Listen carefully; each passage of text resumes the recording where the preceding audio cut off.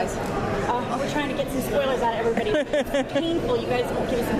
Well, you know what the real tea is? I'm going to spill this tea right here. We don't remember what happens because we shot this back in February into March, and I can't tell you what happens because I don't remember. You know, when you're in it and you're doing it, you can remember the specifics of it, and then us, so just like you, we have to watch. No big sloppy kisses. I mean, not that I remember. I'll have to ask the young ones on that. They're the ones that get the sloppy wet kisses and the roll arounds. Do you remember getting that final script though and saying, oh, this is it? What was your reaction? You know, I wish that there was a moment like that. Okay. Because really, it's a little bit more chaotic for every show. It's not just our show that happens at the end. But you know, you're rolling along. Maybe you've gotten 3 or 4 scripts that are in the hopper that are approved. And then maybe somebody gets sick, and then maybe you're a little bit late on one, and then all of a sudden you're pushing a snowball up a mountain to get pages done before you shoot them the next day. And so we were there at the end, we were getting rewrites and pages at the last minute, and so literally it was coming fast and furious. And while you prepare and you try to do the material as best as you can, it's almost like you're in a panic because everybody's got to get this done, and we only have a certain amount of time. Mm-hmm. So it's really a blur. It's really a blur, but it was amazing, and everybody was so heightened emotionally that, you know, it was just a really amazing time all the way around. A lot of tears on the set. Yeah, a lot of tears, and also I think like when we started after the holiday break, when we started back in January, I personally started going up to people and sitting with, you know, I always sit with someone different at lunch, but like really going up to people and saying, you know, thanks so much for being here, and you know, I want you to you know, you brightened my day when I did this. So I tried to have as many small moments with people as possible. So it wasn't like, you know, high school, see you later, throw out the papers, and like, you know, not letting everybody know that, you know, you cared about them for the last 6 seasons. How are the McCalls going to deal with the return of Scott's dad? He's in there a little bit, right? Is he? Yeah, it was announced a while back. He showed it on Twitter. Are we sure? Yes. Pretty sure. Was that a spoiler? We'll have to see. I'm going to pass on that question because I don't know if it's wrong. But yeah, I mean, we can say that there are some people that come back, and you know, and I think that was a really beautiful thing. I mean, Colton says that it's all his fault that everybody's coming back, apparently, and he pushed all the buttons on everyone. But you know, that I think also was a little bit of the Jeff Davis magic of really not killing everybody off. You know what I mean? Like when they left, it wasn't necessarily a huge vengeful, horrible death scene where, you know, die. It's, you know, people coming back, and so that'll be a little fun. So is there going to be like a big feeling of betrayal that this town that they've lived in and protected for so long is suddenly rising up against them? Yeah, I mean, I think it's like, you know, it's the enemy within kind of thing. And I think it's one of those things that in Supernatural you fear, right? The environment turning against you. You know, it's interesting that you would think that maybe that would be the first thing to happen, right? Like, it's taken 6 seasons for the people of Beacon Hills to know what's up. You know? There's been bodies piling up in that hospital for a long time. You would think someone at that police station would be like, wait a minute, we need to like investigate a little bit more.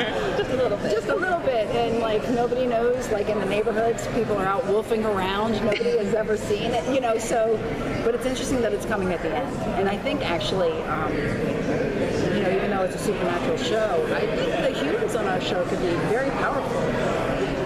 Very powerful. So we'll have to see how that all works out. Does that speak for your character as well? Do you feel like she's been empowered over the last 6 seasons? I think so, and there's certain steps that happen with her that I think she gets even more empowered over the last 10 episodes of the show.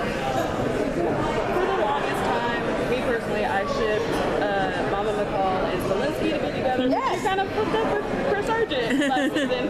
So somebody needed to make a move. I know. And if you think about it, really, I mean, okay, so you know, we had, you know, if you think about like Mama McCall has been like dallianced with 4 men on the show. I've had more boyfriends than every. I have had more action than everybody. And how much are you paying the writers in this episode? Exactly. I'm paying them well with chocolates and Diet Cokes. I keep them well stocked. But at least you still have a good boyfriend now in Chris Sargent. He's like really like Yeah, and we get to explore that a little bit more in 6B. Yeah, cool. We'll have to see where that eventually rolls out to. You didn't have as many sweet moments with Tyler or Scott the first half of the season, so do we get a little more moments between you two for the second half? You know, I think, you know, maybe subconsciously because I was looking for those moments as well. But I think he's kind of growing up.